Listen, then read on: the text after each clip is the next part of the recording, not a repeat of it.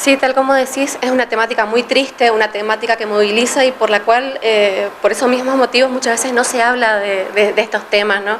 Y prevenir el suicidio es un poco empezar a hablar de esto, ¿no? Y esto nos invita a la reflexión, a tener en cuenta que cuando hablamos de suicidio no hablamos de un acto que sucede de un día para el otro, sino que la persona manifiesta, refiere señales y que podemos, como familiar, como amigos, identificar, como por ejemplo, la persona se aísla, cambia su conducta de manera abrupta, duerme mucho o quizás tiene dificultades para conciliar el sueño, tiene trastornos en su alimentación, refiere una tristeza y quizás mucha angustia, ¿no? El llanto desconsolado.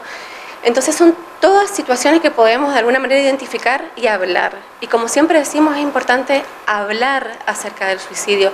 Si alguien dice o manifiesta una idea relacionada al suicidio, es poder preguntarle acerca de eso, que muchas veces tenemos miedo, ¿no? Alguien nos dice, me quiero morir, o no sé si voy a estar para tal fecha, como que nos da a entender, nos da una señal como bastante directa, y tenemos miedo de preguntar. Y todo lo contrario, hay que profundizar, hay que preguntar y claramente hay que pedir ayuda, muchas veces profesional. Se puede decir entonces que muchas veces hay señales que son camufladas, entre comillas, como chistes, ajá, pero en realidad lo que dice el trasfondo es otra cosa, es que esa persona está pasando un mal momento, una mala situación.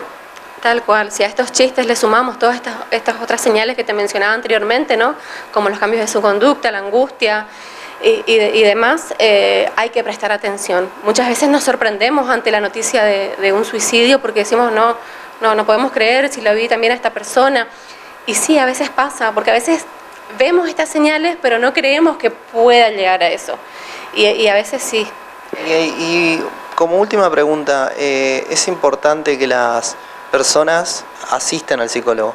Y muchas veces tienen la creencia limitada de que el psicólogo es para locos, digamos. Pero vos como profesional, quiero que le des un consejo a la gente que está escuchando, que está viendo, para que, bueno, tenga en cuenta tu opinión. Sí, como decís, todavía siguen estas creencias de que el psicólogo es para los locos o porque uno no puede solo con su vida, y no es así. Ir al psicólogo hoy por hoy es algo bastante cotidiano, tenemos muchísima demanda tanto en el ámbito público como en el privado, pero hay que animarse, o sea, cuando uno le duele la cabeza va al médico, cuando tiene un dolor en la rodilla va al traumatólogo, por ejemplo, y cuando nos duele las emociones, la vida o tenemos algún problema y necesitamos orientación, necesitamos un espacio para desahogarnos, hay que acudir al psicólogo.